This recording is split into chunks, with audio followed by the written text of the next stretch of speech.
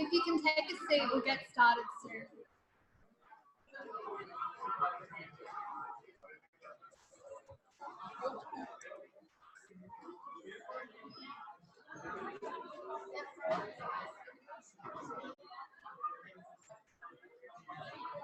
Would like any donuts?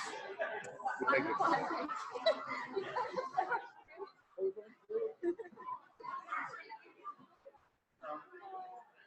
start. They like you can start me. If there are any questions people ask in the chat, I'll let you know. Okay, thank you. Feel free to jump in. You should be good. Okay, guys, we'll make a start soon.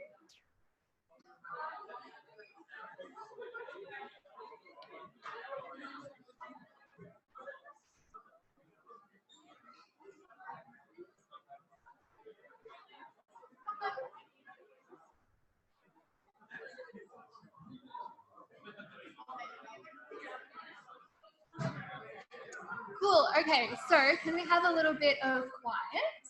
Thank you. Can everyone hear me? All right. If you can't, just let me know. So how have you all been going? Good. Are you brain dead from all the info that has been entering your mind? So good news is that psychiatry, or human, you guys probably know it as human lifespan development. Is that right? Yeah, cool. It's pretty much just rote learning, as in understanding wise, it's pretty easy. So it's not that difficult. Whereas with concepts like fears, sometimes it takes a little bit to understand it. Not so with this topic, so that's kind of nice. I'm Natalie, so name is there, email is there as well, in case you have any questions. Doesn't have to be about this topic, can be about OSCEs or CSSEs or anything like that. Happy to help you guys out. And if there's anything I talk about today that you haven't learned, just let me know. So I can skip over it, because if you haven't learned it, then you're not going to be tested. And if you have any questions throughout, just let me know. Just warning you, there are a lot of, I really like old films, so I've put throughout the presentation heaps of photos that sort of relate to the topic. So if you feel like watching a movie, I have heaps of recommendations. Yeah, so that's just a fun thing to keep me interested. So we'll get started.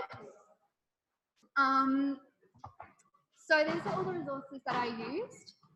Not really the textbooks, to be honest, but they're in some of your required readings. So yeah, they're there if you want it. In terms of the yield of this topic, not too high yield, but it's kind of easy if you do know the stuff. So I'd recommend putting a little bit of time into it, just because once you know it, it's pretty easy, and it's a shame to lose marks that you can otherwise get. So we'll start off with all these theories. There is quite a lot of content in here, but it's really nice to just simplify it down as much as possible. Could we have a little bit more quiet, please? Thank you. Okay, so we'll start with this guy, Piaget. Hope I'm pronouncing that right.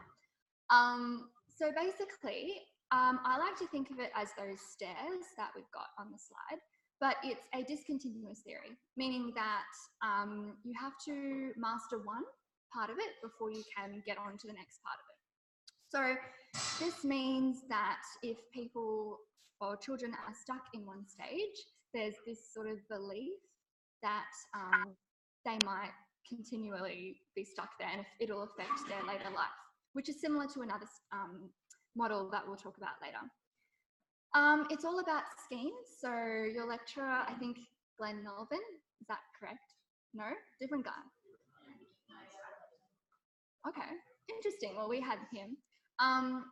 Might have talked about schemes and having to modify schemes, which is called accommodation, or add new things into the scheme. So maybe if it's a vehicle scheme, you might put in like trucks or cars or something like that, and then you might have to modify the scheme entirely if you have new information, like maybe you learn about, I don't know, animals, that's a new scheme. So yeah, there are a few flaws.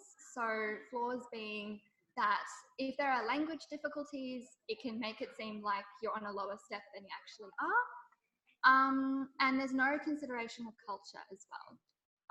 This is pretty important to know, just because when it comes to things like death and what stage children are when understanding death, often this can pop up, as well as knowing the ages, because they'll often give you an age in a question. So if you know the age of the child, then you can work out where they should be. Does that make sense? Cool. Hopefully it does. If it doesn't, let me know.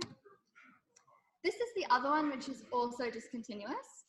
And this is the one where, like, for example, if your mother is too critical or something during the anal stage, then maybe you're obsessive for like the rest of your life. That was the example we got. It's a bit strange. And one of the flaws is that it seems kind of absolute.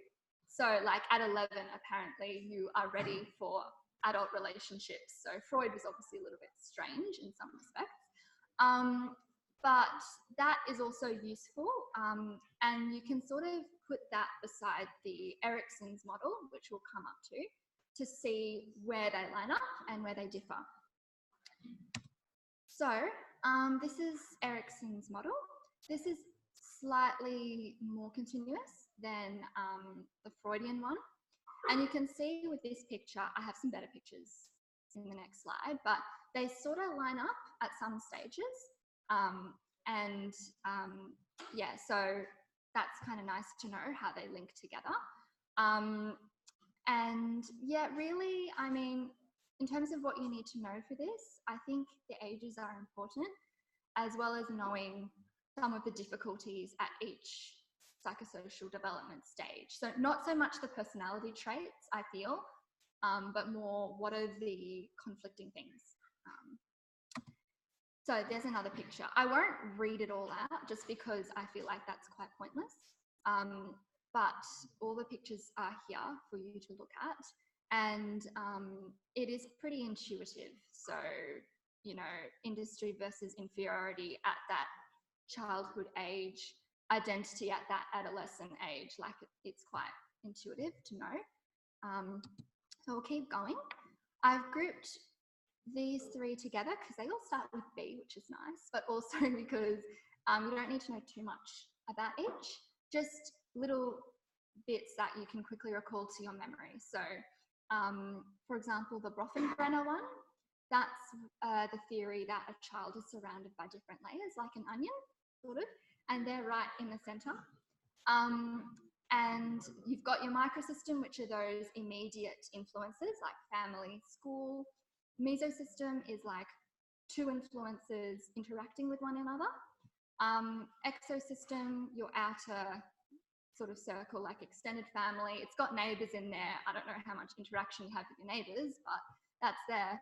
Macrosystem is more societal influences. And we didn't really talk about chronosystem, but it's here, environmental changes that can occur as well.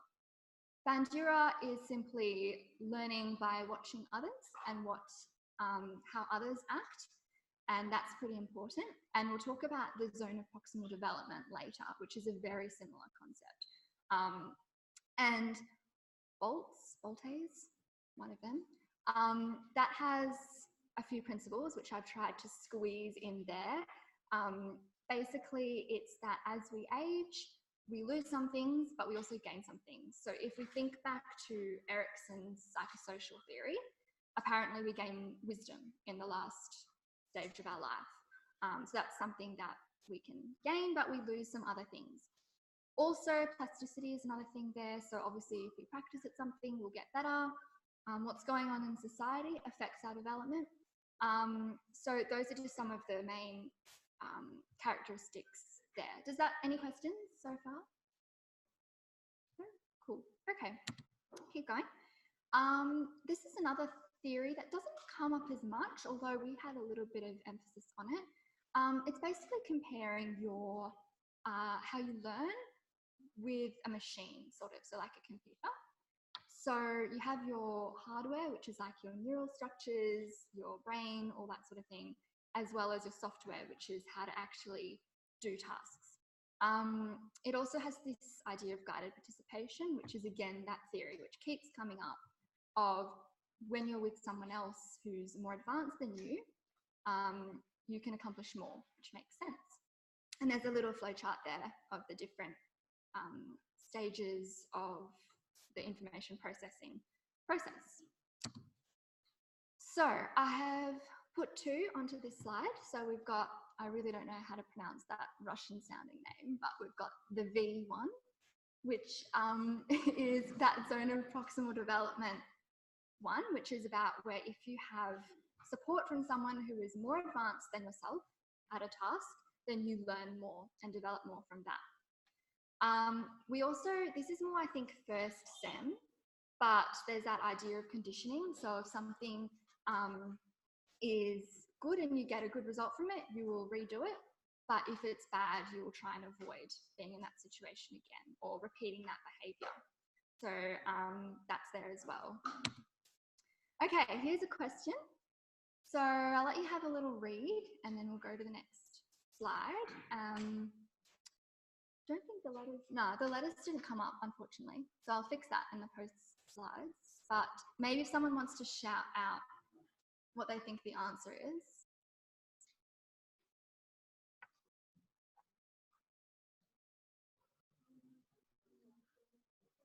Or just pretend the first one's A and it goes down to C, D. Can't quite hear you guys, but it's the C one. So yeah, this is when children think they can sort of, they realize that what they're seeing is different maybe to what they're thinking. So what are the other ones? Yeah, so the other ones I've put why they're wrong, if that helps, because sometimes it's useful to know why things are wrong to help realize what's right. So yeah, obviously abstract thinking is the most advanced stage of Piaget's model, so that's at 12. And the others I've just put down why they are incorrect. Okay, so we'll quickly move on. This is a pretty big topic. I feel as if this topic here about childhood development and the stuff about psychopathologies are pretty big and can be tested. So I put in like these tables because I feel like I just wanted it all nice and summarized. Some of them get a bit big later on, but that's okay. So important things here is obviously mother's age. The older a mother is, the more likely that there'll be issues with the pregnancy. You guys have probably talked, I feel like you've had an ICL on Downs or something, might have talked about it, yeah. Stress, so there's a lot of stuff in your HEP curriculum which is probably about stress. Also affects in extreme stress. This is not just, oh, I'm a little bit stressed, like maybe domestic violence situation or something. That can obviously have an effect. And really important to remember the importance of folic acid and all the complications derived from that. This is just talking about teratogens. You've probably also discussed it. So I guess main thing is alcohol use during pregnancy can lead to deformities in the child. Obviously, drugs can. And also that this damage is sometimes not evident at birth. It's only later that these things can become obvious. Sorry, slightly blurry. You can see the central nervous system is the main one that can be very vulnerable to these teratogens. So yeah, that's a key one, I guess, to remember. Yeah, but to be honest, it's bad for everything. So yeah. Here's another MCQ. This one, I hope you know it well enough that you don't need options. So yell it out. Yeah. Folic acid. Yep, pretty important. Oh, here's another one. So hopefully you guys might know what this one is. Any ideas? Yeah. Fetal alcohol syndrome. So alcohol, not something good during pregnancy. Might skip over this one. Okay. This, yeah, APGAR. So the acronym isn't quite the best for remembering it because it has like grimace as reflexes. But basically, just knowing like the categories for what is a good score and not, I guess, is the most important. I can't imagine they're going to ask you specifics about what is worth 1 point and all that sort of stuff. So obviously 7+ is good, 3 or less bad, and in between is like, oh, we're on the borderline. And it's conducted at 1 and 5 minutes. This is pretty important. They love putting questions in about this. So I guess, yeah, know them because I think this is pretty important. Definitely Babinski, know that that's when the baby's toes fan, when the foot is stroked, like that. You'll come across that with neuro as well. So definitely know that one. Otherwise, they're all pretty explanatory, self-explanatory. So we've got that they're often because you have an evolutionary reason why we have them, or because it's the nervous system sort of developing, or it's preparing for voluntary behavior. So walking is an example with stepping, and evolutionary or survival, blink is obviously an example. Yeah, so that's that. This isn't really that important, so I think I'm going to go over it. Just maybe know a little bit about the sleeping. So average about 16 to 18 hours a day for a newborn, and it happens in cycles. So the cycles slightly change as they get older. And temperament sounds a bit strange, but apparently it's considered to be somewhat stable even from that young age. So just another thing to note. Locomotion. So I guess I've tried to put it so that it's in some sort of order because it's kind of hard to remember all the things. But basically, stepping occurs at 6 to 7 months. And at 12 to 15 months, you've got that walking independently. So I sort of remember it as 6 months stepping and then double that for just independent walking. Then we've also got reaching, which is at 4 months, and obviously then coordinating movement comes later, so that's at 5 months. 2 to 3 years, children can use zippers, but coordination's not quite there for buttons. And this sometimes comes up, so grasping at 12 months, but a clear preference at 2 years. And there's that picture, that's probably in your slides. Cool. Have you covered all this so far, or are there things? Yep, great. Okay, so this is more about like the attachment between mother-child / father-child. So this is pretty important. So basically we've got mutual gaze. So that's the idea that infants or children like to see faces rather than, I guess, objects. So that's understandable. And it's more evident in females than males. So dyadic synchrony is just matching the other person's, I guess, level of vocalization. And conversation, there's this thing called like motherese, which is like when the mother tries to like talk in really high-pitched voice and stuff to try and engage the baby. And that's really important, that mother-child talk, in developing the ability to converse and social skills. Social referencing, there's like this visual cliff experiment, which you guys might have looked at. I think we watched a video on it. And it's basically where the baby has to see what the mother, like through her interactions and expressions, like whether they should keep going or not. And it can progress sort of into adulthood, that checking with the more mature adult sort of idea. Play, there's another timeline here. So children start off not really cooperating with others when they play.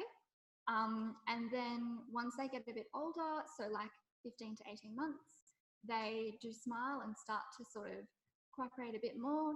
And then at 2 years, they do have some cooperative play, but they still prefer to play with peers of their own gender. And yeah, I guess this topic is quite stereotypical, but it says, like, in your lectures, it probably talks about how girls like to support girls, whereas boys, they're more like competitive and stuff. So a bit of a stereotype, but I suppose you should know those little bits and pieces. And again, with a parent, you can progress further in your play with someone else helping you out. Yeah, I think I'm going to skip over this one because, yeah, the only real important thing I would say is that infantile amnesia, which is like where you can't really remember things that happened to you when you were very young. Bit of a paradox, I guess, because those experiences are really important, as we've discussed, for your development through all those little influences. Otherwise, you can probably read through that. This one's more important. So the components of death and at which stage you understand as a child what stages and what affects it. So, for example, a child who might be brought up in a really religious family might not really get the idea of irreversibility compared to a child that hasn't had that influence. And a child that has had a lot of exposure to death, whether through family members or whatever, might know a little bit more, understand it a little bit more. Part of this is because before age 6 to 7, there's not really an understanding of the mechanics or the biology of what's going on. So they sort of don't really get where life arises, where it's going, how it works. Whereas after that age, they sort of understand it a little bit more, which can help with understanding death, obviously. Cool, so here's a few questions. This one has letters, which is helpful. What do we think? B? If you said B, you're correct. What do we think for this one? Yep, so does everyone understand this one? It's pretty simple if you understand the reflexes and what they are. What about this one? Yep. Yeah, so I chucked in a false one there in case. But yeah, this basically 3 or less, they need help. 7+ they're okay. And in between, they need some attention. We'll try this is the last one.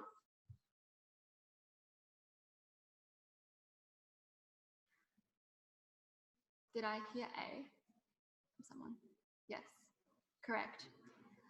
Nice. We'll get rid of this one. Cool. Okay, so we'll have a chat about this. All the questions, if you've done any past papers yet, you'll notice that a lot of the questions on disability are very much the same. They're all about sort of helping the person like be more autonomous and helping them be more independent, that sort of thing, and not being really extreme with the options available to them. So in a way, like there's not that's really the only way they test you on it from sort of my experience. But yeah, so if we maybe go, yeah, this is just copied from the slides. If we go to the question, because I feel like that's mainly how you're tested on it. I'll just read this one out. So Tina is 11 years old and has a moderate intellectual disability and cerebral palsy. Tina's mother withdrew her from school last year because she wasn't learning anything. Since leaving school, Tina spends most of her time with her mother at home. Her mother is exhausted as Tina is not sleeping well and needs full personal care. Which of the options below best addresses her needs?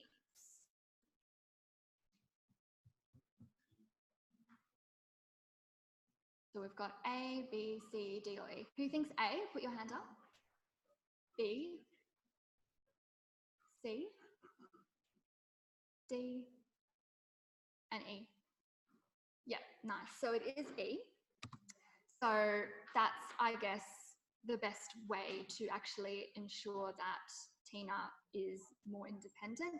And that's the, I guess, core problem in this situation.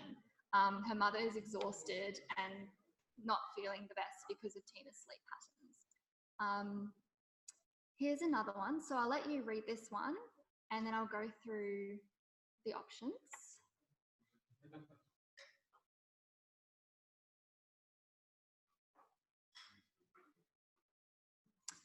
So is that enough time for everyone? Who thinks E? D? C? Yep. B? A? Cool. So it's actually C. And I guess B is one of those extreme options that we wouldn't put. E is not really going to help him interact with children or adults of his own age. D, again, it's not really, we're not concerned here socially about, well, his weight isn't really the thing here that we're concerned about. It's more his idea of belonging, and that would be for him to actually be with others, so who he feels like he's in the same, with others his own age and everything. Cool. So adolescent development. I guess primary sex characteristics are those directly involved in reproduction, and the difference between them and your secondary sex characteristics. So are kind of important to know. They sometimes do put questions in on that. So secondary sex ones are ones that aren't directly linked to reproducing, but it's more the physical signs of maturity. And some of these characteristics you can see them in the Tanner stages, which is like that picture, which shows like the development along puberty. So I feel like, yeah, that's usually primary versus secondary, something they can really like to test you on. And they also had a question in our exam from my memory about teenage pregnancy, which we were all like, we didn't expect that to happen. But it was a bit of a surprise, but you can sort of bluff it, like you can.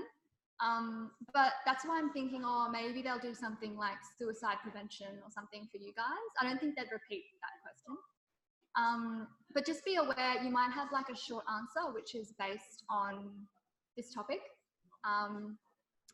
So yeah, the factors are there: ignorance, illusion of invulnerability, like it won't happen to me, lack of motivation, lack of access to a pharmacy or something, I don't know. Also adolescent development, so obviously boys require more energy input than girls. And the two brain developments are kind of important. So the limbic system, which you'll learn more about next year, but that's basically like rewards, social rewards, all that sort of stuff. Whereas your prefrontal cortex is all about doing your organizational functions, self-control, making decisions, all that sort of stuff. So it sort of happens out of sync with development. We are better at developing that social risk-taking side before we can be good at decision-making. So it happens out of sync a little bit. So that's important to note. So here's an MCQ, pretty easy.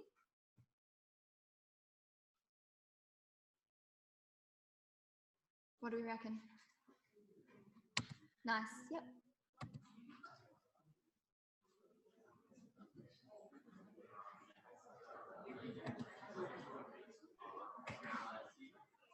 This is a good one.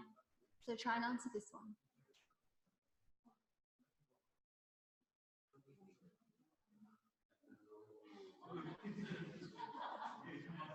A, who thinks A? B, C, D? Yeah. Nice. Okay, so we'll skip through that one. This is pretty nice to know the definitions of like what gender is versus sex. So gender is one's own feeling or sense of being male or female, or masculine, feminine, whereas sex is more like the biology of what's male or female. And then if there is a conflict between the two, then you can have some dysphoria arising from that. So I guess, yeah, thinking as like a flow, like gender, sex, and then if the two don't correlate, then you might have some dysphoria associated with it. You might have had like an active learning on gender, is that right? Yeah, so basically in that active learning, the main message was that with transition between the like male to female or female to male or anything like that, there's pros and cons to doing it earlier and later.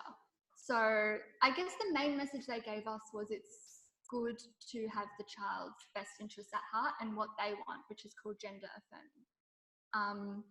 There's a question here you guys might want to do. So Tracy was born male but has always identified as being female.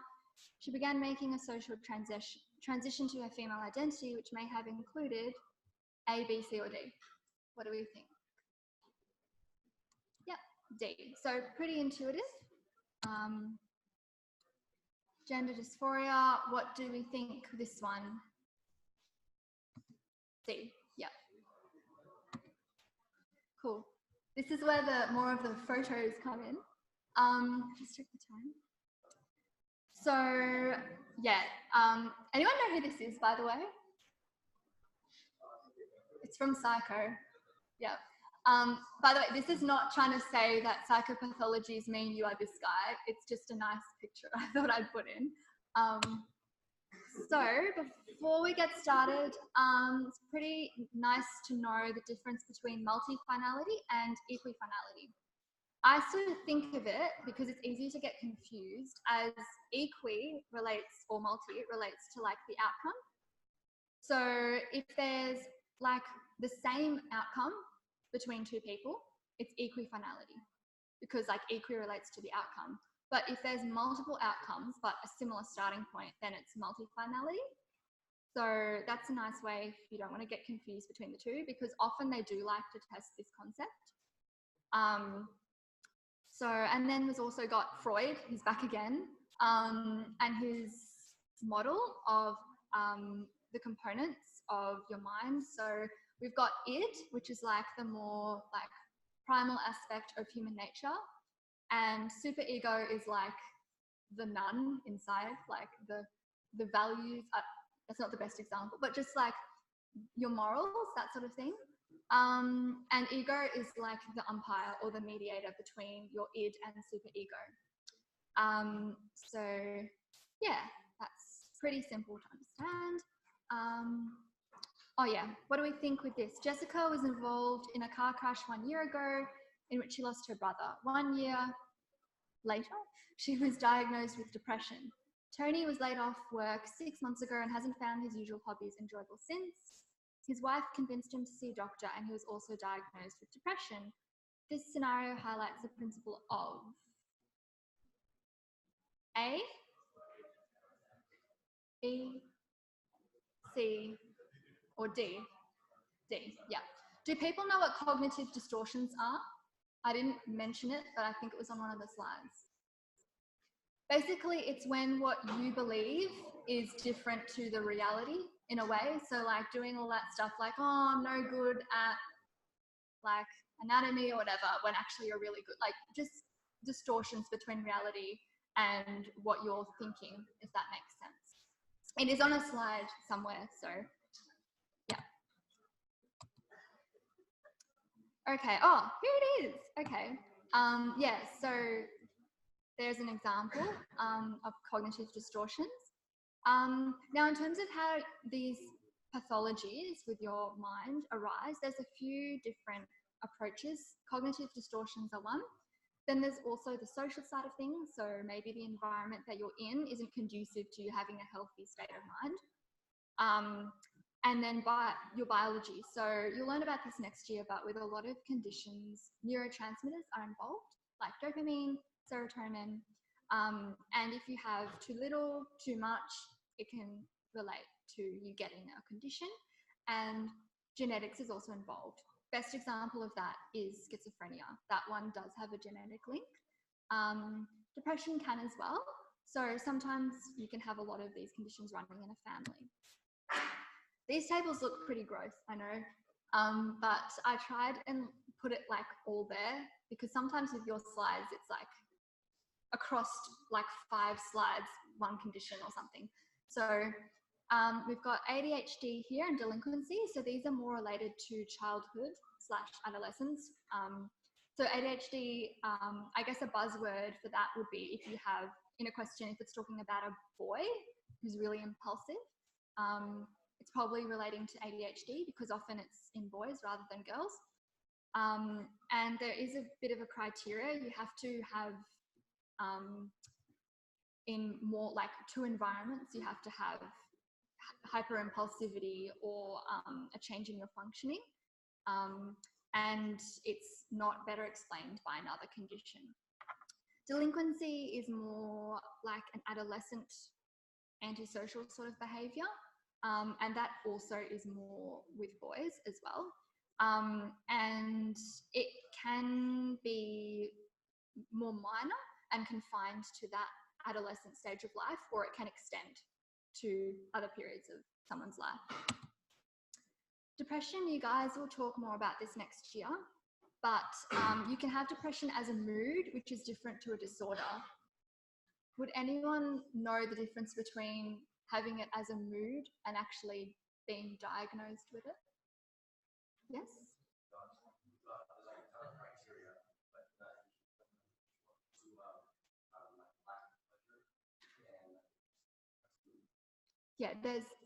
Yeah, so with depression, you're right, so there's a criteria that has to be fulfilled with depression. So there's, I think, 5 symptoms which need to be present within, it says here, a 2-week period. And one of the key things with depression is that you lose enjoyment from things that you previously found enjoyable. So that's called anhedonia. So maybe you used to find, I don't know, going for a walk enjoyable, but now it doesn't help you at all with your mindset. So whereas as a mood, it's you can have a depressed mood, like studying for exams, just feeling like really low and stuff. And it's not a condition, and maybe things do help you feel better with that, like, I don't know, listening to music or something. So mood is different to a disorder. So that's just something important to note. Schizophrenia is something which often occurs once you're in that like 19 to 25 sort of age group. And it does need to be medicated. So if there was a question like about schizophrenia and how you manage it or something, don't go with all that cognitive behavioral therapy stuff, like you need medication for it, because you could potentially be a danger to yourself or others. It is characterized by people having auditory or visual hallucinations, as well as delusions, and we'll chat more about that. This is the more aesthetic, not even sure if it's more aesthetic, I just put it there. Cool. So, difference between delusion and hallucination. You will talk more about this next year, but delusions are basically beliefs that are fixed. and someone can try and convince you that it's wrong, but you won't agree, no matter what the evidence is. There's different types, so I've got a little explanation of those there. Persecutory, grandiose, and somatic are some examples, whereas hallucinations are a perceptive thing. So it's where you've got stimuli which isn't there, but you think it's there, like voices, seeing things, maybe you're feeling things. So yeah, that's the difference between the two. I put this in here because really all I wanted to say about it was that these factors here exist on a spectrum. So that's just important to know. It's not like, oh, you're really ruthless and that's it. Like, you're usually on a spectrum for all of these things. So that can sometimes come up, and just recognizing that. Okay, we'll go on to the clusters. So this is the first one. So we've got paranoia, so thinking everyone's out to get you. Schizoid, which is just having that restricted level of emotion. So maybe everyone else is at 10 and you're at 6 in terms of how you feel things. Schizotypal is where you don't like being in close relationships. It makes you feel really uncomfortable. And then, yeah, so that's, I just remember it as the ones that have the schiz bit at the front are in cluster A plus paranoia. So weird way of remembering it, but yeah. Cluster B is a bit different. You have, I think, 4 in this. So it's more dramatic, which is a nice way of thinking about it, because you've got antisocial in there. You've got histrionic, which is just like being really attention seeking. And maybe often it's people who are acting very inappropriate ways, like they might be a bit too like flirty or something, because they're trying to draw attention to themselves. And narcissistic is just thinking that you're the best person in the world and really full of yourself, and you don't have any empathy. We will talk more about borderline. That's basically where you have ups and downs. So whereas most people will have like little ups and downs, with borderline it's more extreme, and that's in contrast to anxiety, which we'll talk about as well. And cluster C is different again. That's about, we've got avoidant, which is feeling like you're socially inadequate. Maybe you don't like being in social situations. Dependent, which makes sense, that's being overly clingy. You can sort of guess that even if you didn't know it. And obsessive compulsive, we probably know what that is, just being washing your hands a lot, obsessing over things being in a perfect system, all that sort of stuff. So again, this is a pretty gross table, but it's got all the important stuff from the slides. So again, this is where people have big highs and big lows. So they might be really euphoric one minute and then really down in the dumps the next. And it can lead to suicidal behavior, which is not good. Anxiety, again, it can be like a normal emotion. Like with depression, you had like a mood and then the disorder. You can have the same with anxiety. And it's basically where your body reacts to something in a fashion which is too great for what the actual stimulus is. So it can manifest in having actual physical symptoms, and can lead to things like panic attacks and stuff like that. But yeah, basically they can do some behavioral therapy in contrast to schizophrenia, where you need medications for it. But they can also use medications as well to help them out with that. Cool. Another film thing. Give you a chance to read that.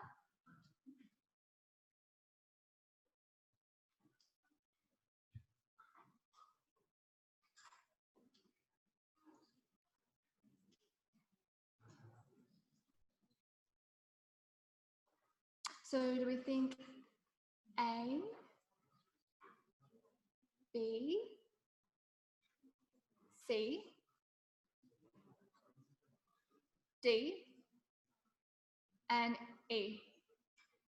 Okay, so it's B, and it's B because this person is trying to obviously gain attention, has a delusion. And it's not schizotypal because it's not like she's sort of hearing things or anything. It's not obsessive compulsive. It's pretty, clear she's not having, like, it's an obsession, but it's not like washing hands or something. Avoidant or no, she's okay with like social situations. So it's definitely histrionic in this case. And if you had like narcissistic as an option, that could be something which might be a bit more difficult to differentiate between the two.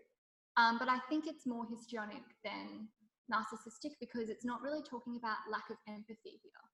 So does that make sense going on? Yeah. Cool. I'm going to skip that because we don't have too much time. So I'm going to actually go on to this one, and then I'll skip to death, which sounds fun. So this one is important to know the stages because it's something that they can test you on. So acquaintanceship, build up, continuation, deterioration, and ending. So it's kind of gets dark pretty quickly. But it's nice to know the stages because it's something they can easily test you on. This one, you guys should see the movie if you haven't seen it. I guess knowing what assortative mating is kind of nice because that's a definition they could test you in. So it's basically when it's non-random mating. So like meeting through like a very like intense course like medicine, or through like church or something. So that's something to know. Yeah, this isn't really tested, but yeah, it's a thing. This, maybe knowing the aspects of Holland's theory might be useful, but otherwise it's not. It's more in your assignment that you might have used this theory, I feel, rather than in an exam. And what I'll do is I'll skip through normal aging and go to death because I feel like that's the more important thing. And normal aging, I have heaps of really gross tables. So I've summarized it in like a blue box as what I think is the most important aspects of each. But if you want to look through everything, it is in the tables. Cool. That's not important. Okay. This is important. I definitely want to go through this because they love testing the stages and what is in the stages. So often they'll put in stuff like fear and all that stuff, and that's not a stage. It's denial, anger, bargaining, depression, and acceptance are the stages. So basically going from this can't be happening to me to accepting what's going on. So yeah, definitely know that because they do like putting that in. And yeah, this is a question. Yep, cool. This is a nice one as well. So knowing if you like what might be slightly dodgy and needed to report to a coroner. So basically anything that's like unexplained, like let's say you had a young, healthy adult who just died in their bed, like that's not normal. You'd probably report that. If someone dies during surgery and it's not like, it's sort of weird, like you would expect them to be doing that, report to a coroner. There's like a surprise question which you can use to see if someone would pass away. And also frailty, which I skipped over. That's also something which is kind of useful as well. Like people who are very, very frail often like die quite quickly. This can be kind of important. You've probably also covered this in maybe either med law or something, I'm not sure. But they do like to have questions about what you can and can't do with an advanced care directive. So it's different to a resuscitation form. So that's just something to keep in mind. And there's different types of directives. So your values type is the more common one, but often the less useful because it doesn't specify specific things that can and can't happen if a person is incapacitated and can't decide for themselves. It's more like the wishy-washy sort of values about stuff, whereas institution, the other one is where they might say, I do not want to undergo this operation, or it's very specific instructions, and you're legally bound to follow it. So just knowing the difference between that is important. You might have done a little bit on voluntary assisted dying, is that right? Yep. So that is something that maybe they could potentially have as a short answer question. And just knowing that like a mental illness or a disability doesn't qualify, and the process where there's 2 doctors involved in it, and you have to make 3 requests, and there's like time difference. It's not like 3 requests on the same day. There's like a bit of time that happens. That's really it, because I don't want to eat into your time.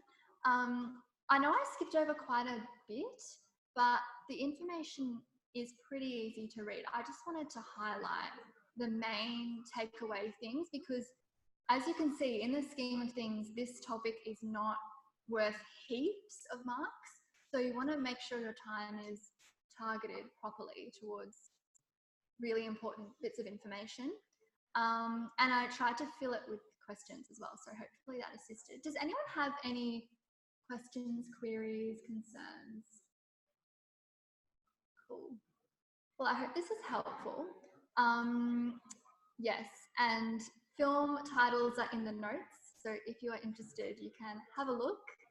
Yep, so anyway, good luck. Feel free to email me if you have any questions, and best of luck for your exams.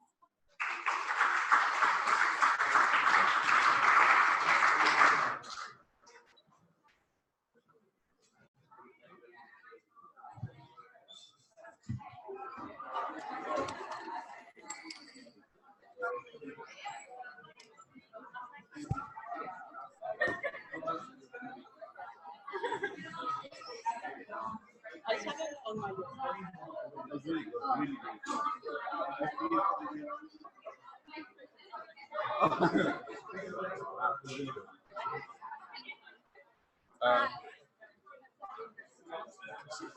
good.